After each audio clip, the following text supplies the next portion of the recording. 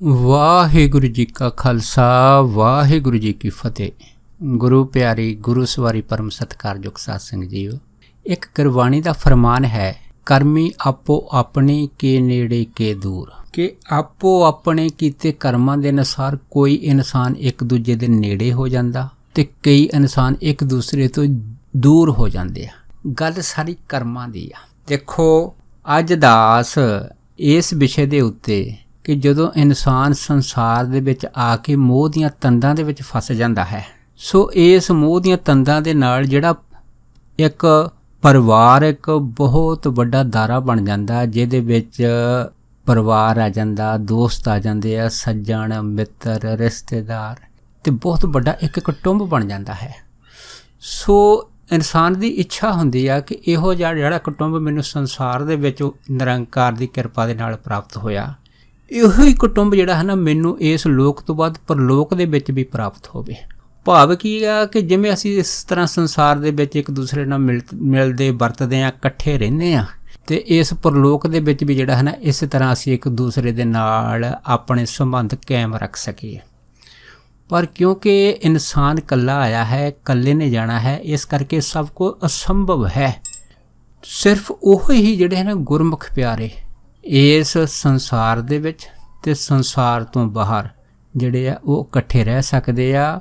ਉਹ ਜਿਹੜੇ ਇੱਕ ਦੂਸਰੇ ਦੇ ਨਾਲ ਗੁਰਮਤ ਦੀ ਜਿਹੜੀ ਵਿਚਾਰਧਾਰਾ ਦੇ ਇੱਕ ਦੂਸਰੇ ਦੇ ਨਾਲ ਸਕੇ ਸੰਬੰਧੀ ਹੁੰਦੇ, ਭਾਵ ਕੀ ਆ ਗੁਰ ਭਾਈ ਹੁੰਦੇ ਆ।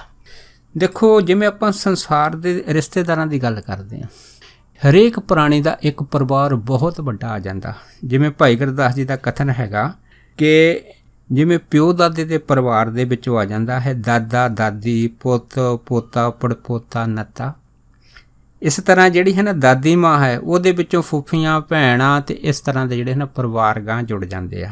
ਫਿਰ ਨਾਨਾ ਅਤੇ ਨਾਨਕੇ ਦੇ ਵਿੱਚੋਂ ਨਾਨਾ ਨਾਨੀ ਪੜਨਾਨਾ ਪੜਨਾਨੀ, ਇਹ ਸਾਰੇ ਜਿਹੜੇ ਚੀਜ਼ਾਂ ਹੈ ਇਹ ਪਰਿਵਾਰਕ ਰਿਸ਼ਤੇ ਜਿਹੜੇ ਆ ਇਹ ਸਾਨੂੰ ਉਪਲਬਧ ਹੋ ਜਾਂਦੇ ਆ। ਉਸ ਤੋਂ ਬਾਅਦ ਫਿਰ ਤਾਏ ਚਾਚੇ, ਫਿਰ ਤਾਈਆਂ ਚਾਚੀਆਂ, ਫਿਰ ਮਾਮੇ ਮਾਮੀਆਂ, ਫਿਰ ਮਾਸੀਆਂ ਮਾਸੜ, ਇਸ ਤੋਂ ਇਲਾਵਾ ਫਿਰ ਭੂਆ ਫੁੱਫੜ, ਭਾਵ ਕੀ ਹੈ ਬਹੁਤ ਵੱਡਾ ਪਰਿਵਾਰ ਜਿਹੜਾ ਹੈ ਨਾ ਸਾਨੂੰ ਪ੍ਰਾਪਤ ਹੋ ਜਾਂਦਾ ਹੈ। ਸੋ ਜਦੋਂ ਪਰਿਵਾਰ ਪ੍ਰਾਪਤ ਹੁੰਦਾ ਹੈਗਾ, ਇਹਦੇ ਨਾਲ ਸਾਨੂੰ ਸੱਸ ਸਹੁਰਾ ਸਾਲੇ ਸਾਲੀਆਂ, ਫਿਰ ਸਾਂਢੂ ਕੁੜਮ, ਪਤਾ ਨਹੀਂ ਗਾਂ ਤੋਂ ਗਾਂ ਅੰਗ ਸੰਗਲੀਆਂ ਜਿਹੜੀਆਂ ਬਣਾ ਕੇ ਕਿੱਡਾ ਪਰਿਵਾਰ ਬਣ ਜਾਂਦਾ ਹੈਗਾ। ਲੇਕਿਨ ਇਹ ਪਰਿਵਾਰ ਦਾ ਜਿਹੜਾ ਸੰਬੰਧ ਹੈਗਾ ਕੇਵਲ ਤੇ ਕੇਵਲ ਇਸ ਸੰਸਾਰ ਤੱਕ ਸੀਮਤ ਹੈ। ਸੰਸਾਰ ਤੋਂ ਬਾਹਰ ਦਾ ਜਿਹੜਾ ਸੰਬੰਧ ਹੈ ਨਾ ਉਹ ਕੇਵਲ ਤੇ ਕੇਵਲ ਜਿਹੜਾ ਹੈ ਨਾ ਗੁਰਮੁਖ ਦਾ ਹੈ। ਉਹ ਗੁਰਮੁਖ ਦੇ ਨਾਲ ਹੀ ਜਿਹੜਾ ਹੈ ਨਾ ਉਹ ਹੋ ਸਕਦਾ ਹੈ। ਕਿਉਂ ਭਾਈ ਗੁਰਦਾਸ ਜੀ ਨੇ ਸਾਨੂੰ ਆਖਿਆ ਕਿ ਸੱਚਾ ਸਾਕ ਨਾ ਵਿਛੜੇ, ਬਾਕੀ ਹਰੇਕ ਚੀਜ਼ ਵਿਛੜ ਜਾਂਦੀ ਆ। ਸੱਚਾ ਸਾਕ ਨਾ ਵਿਛੜੇ, ਸਾਧ ਸੰਗਤ ਗੁਰ ਭਾਈ ਪੱਤਾ, ਕਹਿੰਦੇ ਜਿਹਦੀ ਆਪਸ ਵਿੱਚ ਜਿਹਨਾਂ ਨੇ ਸਾਧ ਸੰਗਤ ਕੀਤੀ ਹੋਵੇ ਤੇ ਉਹ ਜਿਹੜੇ ਗੁਰ ਭਾਈ ਹੈਗੇ ਆ ਉਹਨਾਂ ਦਾ ਸੰਬੰਧ ਜਿਵੇਂ ਲੋਕ 'ਚ ਬਣਿਆ ਇਸ ਤਰ੍ਹਾਂ ਦਾ ਪਰਲੋਕ ਦੇ ਵਿੱਚ ਵੀ ਬਣਿਆ ਰਹਿੰਦਾ ਹੈਗਾ। ਕਿਉਂ ਗੁਰਮੁਖ ਪਿਆਰੇ ਜਿਹੜੇ ਹੈ ਭੋਗ ਭੁਗਤ ਵਿੱਚ ਯੋਗ ਚੁਕਤਾ ਹੁੰਦੇ ਆ। ਜਿਵੇਂ ਜਿਹੜੀ ਕੜਛੀ ਹੁੰਦੀ ਹੈ ਨਾ ਉਹ 36 ਪ੍ਰਕਾਰ ਦੇ ਭੋਜਨ ਦੇ ਵਿੱਚ ਘੁੰਮਦੀ ਆ, ਲੇਕਿਨ ਕਿਸੇ ਦਾ ਸਵਾਦ ਨਹੀਂ ਚੱਖਦੀ। ਇਸ ਤਰ੍ਹਾਂ ਜਿਹੜੇ ਗੁਰਮੁਖ ਪਿਆਰੇ ਹੈਗੇ ਉਹ ਸੰਸਾਰ ਦੇ ਵਿੱਚ ਆ ਕੇ ਸਾਰੇ ਪਰਿਵਾਰਾਂ ਦੇ ਜਿੰਨੇ ਵੀ ਜਿਹੜੇ ਹਨ ਵਿਵਹਾਰ ਹੈਗੇ ਆ ਉਹਨਾਂ ਨੂੰ ਤਾਂ ਕਰਦੇ ਆ, ਪਰ ਇਹਨਾਂ ਦੇ ਵਿੱਚ ਉਹ ਆਪ ਨਹੀਂ ਭੱਜਦੇ, ਇਹਦੇ ਕੇਵਲ ਤੇ ਕੇਵਲ ਨਿਰਲੇਪ ਰਹਿੰਦੇ ਆ। ਪਰ ਅਗਰ ਕੋਈ ਇਨਸਾਨ ਜਿਹੜਾ ਹੈ ਨਾ ਇਹ ਗੱਲ ਕਹਿ ਦੇਵੇ ਜਾਂ ਇਹ ਗੱਲ ਸਮਝ ਲਵੇ ਕਿ ਅਸੀਂ ਇਸ ਸੰਸਾਰ ਦੇ ਵਿੱਚ ਜਿਵੇਂ ਇਕੱਠੇ ਹੈਗੇ ਹਾਂ, ਸੱਜਣ ਮਿੱਤਰ ਦੋਸਤ ਰਿਸ਼ਤੇਦਾਰ, ਅਤੇ ਇਸ ਤਰ੍ਹਾਂ ਪਰਲੋਕ ਦੇ ਵਿੱਚ ਵੀ ਇਕੱਠੇ ਰਹੀਏ, ਇਹ ਅਸੰਭਵ ਹੈ। ਕਿਉਂ ਇਨਸਾਨ ਇਕੱਲਾ ਹੀ ਆਇਆ ਇਸ ਦੁਨੀਆ ਵਿੱਚ, ਉਸਨੇ ਇਕੱਲੇ ਨੇ ਜਾਣਾ ਹੈਗਾ, ਇਸ ਕਰਕੇ ਉਹਦਾ ਕੋਈ ਵੀ ਸੰਗੀ ਸਾਥੀ ਨਹੀਂ ਹੁੰਦਾ ਹੈ। ਪਰ ਅਗਰ ਇਨਸਾਨ ਚਾਹੇ ਕਿ ਉਹ ਕਿਸੇ ਤਰ੍ਹਾਂ ਕੋਸ਼ਿਸ਼ ਕਰਕੇ ਦੇਖੇ, ਕਿਸੇ ਵੀ ਸਿਆਣਪ ਨੂੰ ਅਪਣਾ ਕੇ ਦੇਖੇ, ਉਹ ਇਹਦੇ ਵਿੱਚ ਕਾਮਯਾਬ ਨਹੀਂ ਹੋ ਸਕਦਾ। ਸੋ ਇਹੋ ਜਿਹਾ ਜਿਹੜਾ ਸਿਆਣਪ ਭਰਿਆ ਇੱਕ ਫੈਸਲਾ ਹੈਗਾ, ਦਾਸ ਉਹਦੀ ਇੱਕ ਘਟਨਾ ਦੇ ਰੂਪ ਦੇ ਵਿੱਚ ਵਿਚਾਰ ਆਪ ਸਾਰੀਆਂ ਸੰਗਤਾਂ ਨਾਲ ਸਾਂਝਾ ਕਰਦਾ ਹੈਗਾ ਕਿ ਕਿਵੇਂ ਉਹਨਾਂ ਨੇ ਉਸ ਪਰਲੋਕ ਦੇ ਵਿੱਚ ਇਕੱਠੇ ਰਹਿਣ ਲਈ ਇੱਕ ਬਹੁਤ ਵੱਡੀ ਜਿਹੜੀ ਹੈ ਨਾ ਘਾੜਤ ਸਕੀਮ ਬਣਾਈ। ਲੇਕਿਨ ਉਸ ਘਾੜਤ ਸਕੀਮ ਦੇ ਅਧੀਨ ਜਦੋਂ ਉਹ ਜਿਹੜੇ ਪੁਰਾਣੀ ਪਰਲੋਕ ਦੇ ਵਿੱਚ ਗਏ ਆ, ਪਰ ਇਕੱਠੇ ਰਹਿ ਨਹੀਂ ਸਕੇ।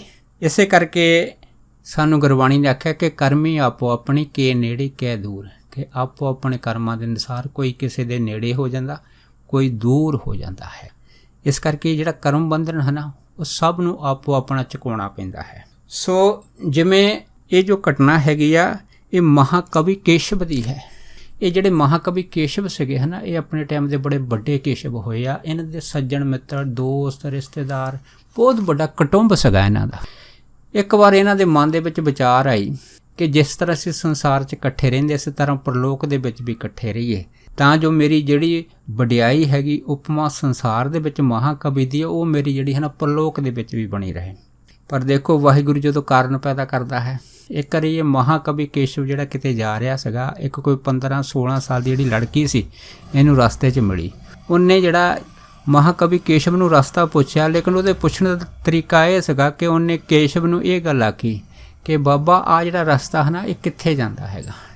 ਦੇਖੋ ਜਿਹੜਾ ਬਾਬਾ ਲਫ਼ਜ਼ ਹੈ, ਬਾਬਾ ਦਾ ਮਤਲਬ ਹੁੰਦਾ ਵੱਡੇ ਵਡੇਰੇ ਦੇ ਪ੍ਰਤੀ ਵਰਤਿਆ ਹੋਇਆ ਲਫ਼ਜ਼, ਜਿਸ ਨੂੰ ਜਿਹੜਾ ਸੁਣ ਕੇ ਹੈ ਨਾ ਜਿਹੜਾ ਕੇਸ਼ਵ ਸੀਗਾ ਪੂਰੀ ਤਰ੍ਹਾਂ ਮਨ ਦੇ ਵਿੱਚ ਹਿੱਲ ਗਿਆ ਕਿ ਅੱਜ ਤੱਕ ਕਿਸੇ ਨੇ ਮੈਨੂੰ ਬਾਬਾ ਲਫ਼ਜ਼ ਨਹੀਂ ਕਿਹਾ, ਵੱਡਾ ਵਡੇਰਾ ਨਹੀਂ ਕਿਹਾ ਹੈਗਾ, ਲੇਕਿਨ ਇਸ 15 ਸਾਲ ਦੀ ਜਿਹੜੀ ਲੜਕੀ ਹੈਗੀ ਇਹਨੇ ਮੈਨੂੰ ਬਾਬਾ ਲਫ਼ਜ਼ ਕਹਿ ਕੇ ਜਿਹੜਾ ਹੈ ਨਾ ਮੇਰਾ ਜੋ ਪ੍ਰਿਸ਼ਟਾ ਹੈਗੀ, ਜੋ ਵਡਿਆਈ ਹੈਗੀ ਆ, ਉਸ ਨੂੰ ਲੱਗਦਾ ਸ਼ਰਮਸਾਰ ਕਰ ਦਿੱਤਾ ਹੈਗਾ। ਸੋ ਇਹ ਜਿਹੜਾ ਮਹਾਕਵੀ ਕੇਸ਼ਵ ਸੀਗਾ ਹੈ ਨਾ, ਇਹ ਜਦ ਘਰ ਆਇਆ ਆਪਣੇ ਮਿੱਤਰਾਂ ਦੇ ਵਿੱਚ, ਇਹਨੇ ਮਨ ਦੇ ਵਿੱਚ ਜਿਹੜੀ ਹੈ ਨਾ ਇਹ ਵਿਚਾਰ ਸਾਰੇ ਮਿੱਤਰਾਂ 'ਚ ਰੱਖੀ ਕਿ ਮੈਨੂੰ ਲੱਗਦਾ ਹੈਗਾ ਕਿ ਆਪਾਂ ਹੁਣ ਸਾਰੇ ਜਿਹੜੇ ਹੈ ਨਾ ਬੰਦੇ ਉਹ ਉਮਰ ਦੇ ਵਿੱਚ ਵੱਡੇ ਹੋ ਗਏ ਆ, ਕਿਉਂਕਿ ਆਪਾਂ ਸਾਰੀ ਉਮਰ ਜਿਹੜੀ ਸੀ ਉਹ ਇਕੱਠਿਆਂ ਨੇ ਗੱਪਾਂ ਮਾਰੀਆਂ, ਖਾਧਾ ਪੀਤਾ, ਹਾਸੋਏ ਅਤੇ ਮਜ਼ਾਕ ਜਿਹੜੇ ਹੈ ਨਾ ਇੱਕ ਦੂਜੇ ਦੇ ਨਾਲ ਵਿਅੰਗ ਕੱਸੇ ਆ, ਬੜੀ ਵਧੀਆ ਜ਼ਿੰਦਗੀ ਕੱਟੀ ਆ।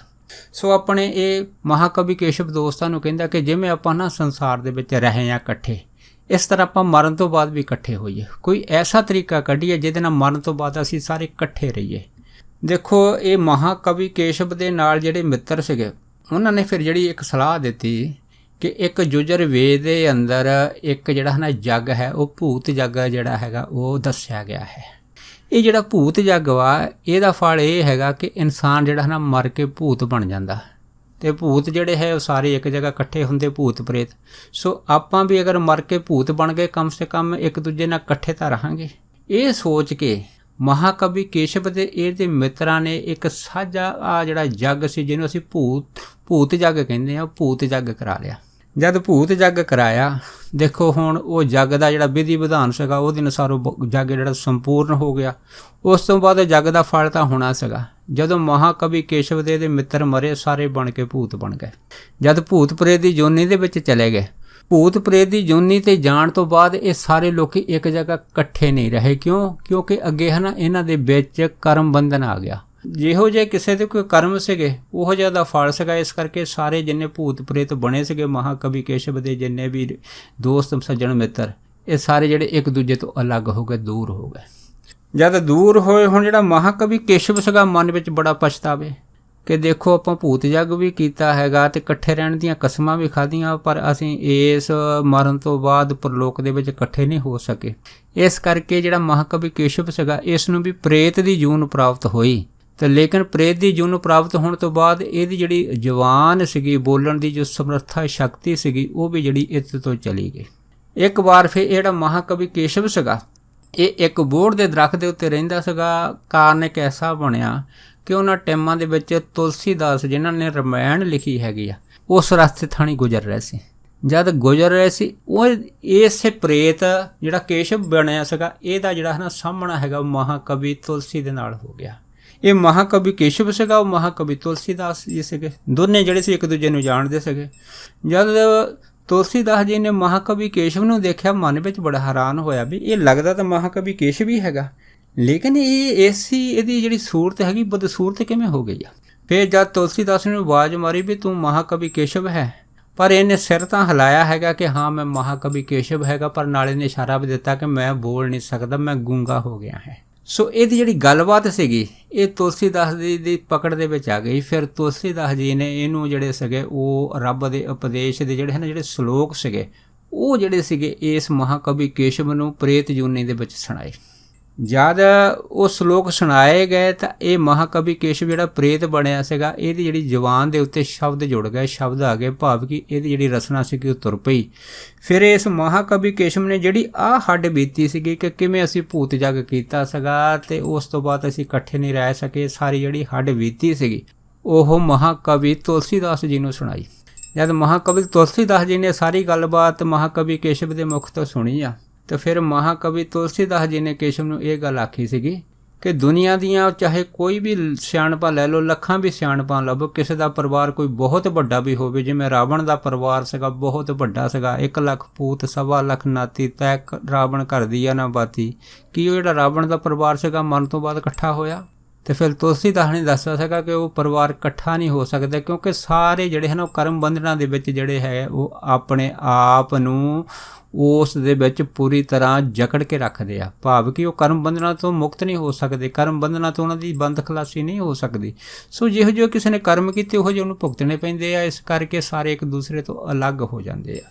ਸੋ ਇਹ ਜਦੋਂ ਗੱਲ ਜਿਹੜੀ ਸੀ ਇਹ ਮਹਾਕਵੀ ਕੇਸ਼ਵ ਨੂੰ ਸਮਝ ਆਈ ਕਿ ਗੱਲ ਤਾਂ ਬਿਲਕੁਲ ਠੀਕ ਹੈ। ਕੋਸ਼ਿਸ਼ ਤਾਂ ਅਸੀਂ ਵੀ ਕੀਤੀ ਸੀ ਕਿ ਭੂਤ ਜਗ ਕਰਾ ਕੇ ਅਸੀਂ ਇਕੱਠੇ ਰਹਿ ਸਕੀਏ, ਪਰ ਅਸੀਂ ਇਕੱਠੇ ਰਹਿ ਨਹੀਂ ਸਕੇ। ਹੁਣ ਫਿਰ ਕੀ ਹੋ ਸਕਦਾ ਹੈਗਾ? ਫਿਰ ਮਹਾਕਵੀ ਕੇਸ਼ਵ ਨੇ ਤੁਲਸੀਦਾਸ ਨੂੰ ਕਿਹਾ ਸੀਗਾ ਕਿ ਤੁਸੀਂ ਆ ਜਿਹੜੀ ਮੇਰੀ ਪ੍ਰੇਤ ਦੀ ਜੂਨ ਹੈਗੀ ਬਹੁਤ ਦੁਖਦਾਈ ਹੈਗੀ ਆ, ਕਿਉਂ ਪ੍ਰੇਤ ਪਿੰਜਰ ਮੈਂ ਦੁੱਖ ਘਨੇਰੇ, ਗੁਰਬਾਣੀ ਦੇ ਫਰਮਾਨ ਹੈ ਕਿ ਮੈਨੂੰ ਇਸ ਪ੍ਰੇਤ ਜੋਨੀ ਤੋਂ ਹੈ ਮੁਕਤੀ ਦਵਾਈ ਜਾਵੇ। ਫਿਰ ਮਹਾਕਵੀ ਤੁਲਸੀਦਾਸ ਜੀ ਨੇ ਫਿਰ ਮਹਾਕਵੀ ਕੇਸ਼ਵ ਨੂੰ ਜਿਹੜੇ ਸੀਗੇ ਉਹ ਭਗਵਤ ਦੇ ਜਿਹੜੇ ਸ਼ਲੋਕ ਸੁਣਾਏ ਆ, ਐਸੇ ਰੰਗ ਦੇ ਵਿੱਚ ਸੁਣਾਏ ਆ, ਜਿਹਦੇ ਕਰਕੇ ਫਿਰ ਮਹਾਕਵੀ ਕੇਸ਼ਵ ਦੀ ਜਿਹੜੀ ਪ੍ਰੇਤ ਜੋਨੀ ਤੋਂ ਮੁਕਤੀ ਹੋ ਗਈ ਸੀ। ਤੇ ਮੁਕਤੀ ਤੋਂ ਬਾਅਦ ਫਿਰ ਉਹ ਜਿਹੜੀ ਸੀ ਉਹ ਰੂਹ ਸਦਗਤੀ ਨੂੰ ਪ੍ਰਾਪਤ ਹੋਈ ਸੀ। ਸੋ ਕਹਿਣ ਤੋਂ ਭਾਵ ਇਹੋ ਹੀ ਆ ਕਿ ਜਿਵੇਂ ਗੁਰਬਾਣੀ ਦਾ ਫਰਮਾਨ ਕਿ ਸਹਿਸ ਸਿਆਣਪਾਂ ਲੱਖ ਹੋਏ ਤਾਂ ਇੱਕ ਨਾ ਚੱਲੇ ਨਾਲ। ਚਾਹੇ ਕੋਈ ਆਦਮੀ ਲੱਖਾਂ ਹੀ ਸਿਆਣਪਾਂ ਕਰ ਲਵੇ, ਪਰ ਉਹਦੀ ਜਿਹੜੀ ਕੋਈ ਵੀ ਸਿਆਣਪਾਂ ਉਹ ਨਾਲ ਚੱਲ ਨਹੀਂ ਸਕਦੀ। ਅਗਰ ਨਾਲ ਚੱਲਦਾ ਹੈਗਾ ਤਾਂ ਕੇਵਲ ਉਸ ਨਿਰੰਕਾਰ ਪਰਮੇਸ਼ਰ ਵਾਹਿਗੁਰੂ ਰੱਬ ਜੀ ਦਾ ਨਾਮ।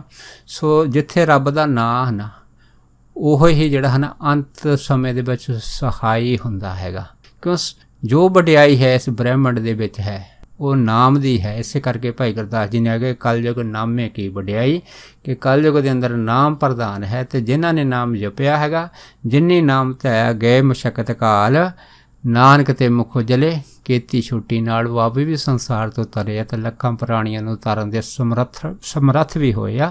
ਸੋ ਦਾਸ ਇੰਨੇ ਹੀ ਵਚਨ ਕਰਦਾ ਹੋਇਆ ਖਿਮਾ ਦਾ ਜਾਚਕ ਹੈ ਜੀ। ਹੋਈਆਂ ਬੇਅੰਤ ਭੁੱਲਾਂ ਚੁੱਕਾਂ ਦੀ ਖਿਮਾ ਬਖਸ਼ਣੀ, ਸੋ ਫਤਿਹ ਬੁਲਾਓ। ਵਾਹਿਗੁਰੂ ਜੀ ਕਾ ਖਾਲਸਾ, ਵਾਹਿਗੁਰੂ ਜੀ ਕੀ ਫਤਿਹ।